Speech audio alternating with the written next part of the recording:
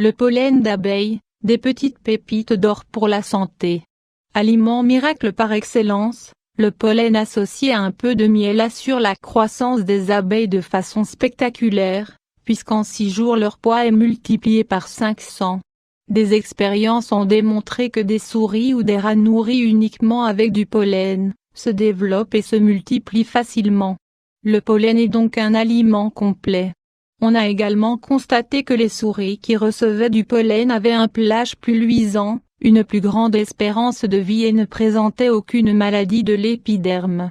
Un nutriment complet. L'analyse démontre qu'il est constitué de protéines, et de nombreux acides aminés essentiels, de sucre, de graisse, de matières minérales, d'oligo-éléments, de vitamines, de diastase, des facteurs de croissance, des hormones comme la gonadotropine qui stimulent les glandes sexuelles, etc. Certains pollens contiennent jusqu'à 17% de rutine, ce qui est énorme et procure une vertu des plus précieuses, celle de s'opposer à la fragilité capillaire. À ce propos, ce serait le pollen de sarrasin qui procurerait le plus de rutine. Le tonique parfait pour les faibles et les épuisés. C'est un aliment équilibrant et dynamogène.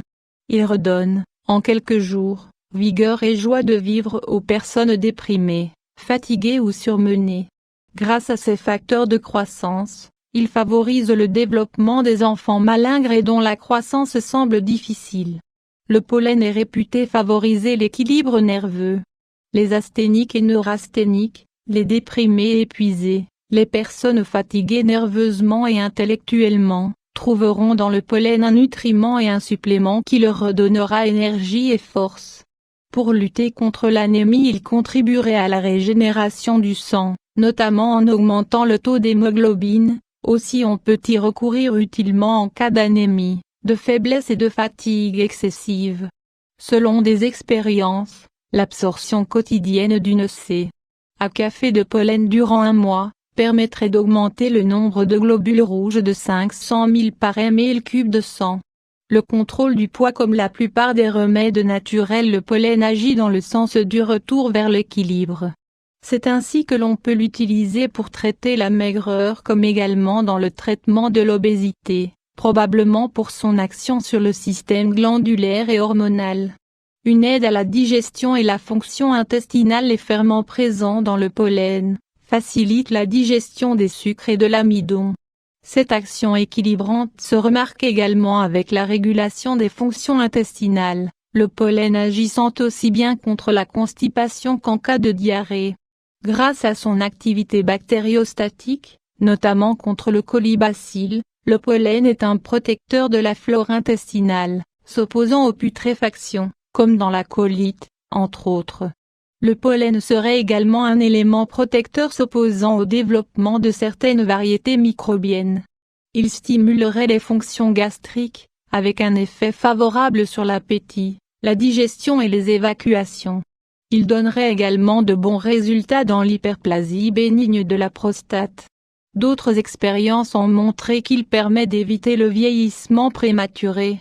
Pollen et allergies saisonnières. La consommation de petites quantités de pollen peut servir à immuniser d'allergies saisonnières comme le rhume. En effet, au cours d'expériences réalisées en Allemagne, on a découvert les pouvoirs du pollen pour désensibiliser les enfants qui souffraient tout l'été de rhume des foins ou d'asthme bronchique.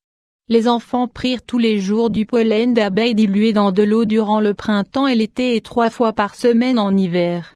L'intensité des symptômes diminua très nettement chez 84% des enfants traités avec cette méthode. Pour plus d'efficacité, préférez le pollen des apiculteurs de votre région, où la flore est semblable à celle de votre lieu de résidence.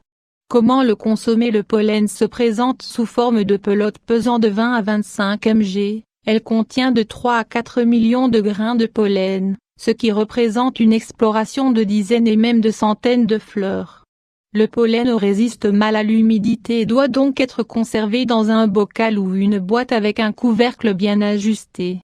Posologie. La dose quotidienne est d'un à café pour un enfant, une à dessert pour un adolescent et une à soupe pour un adulte.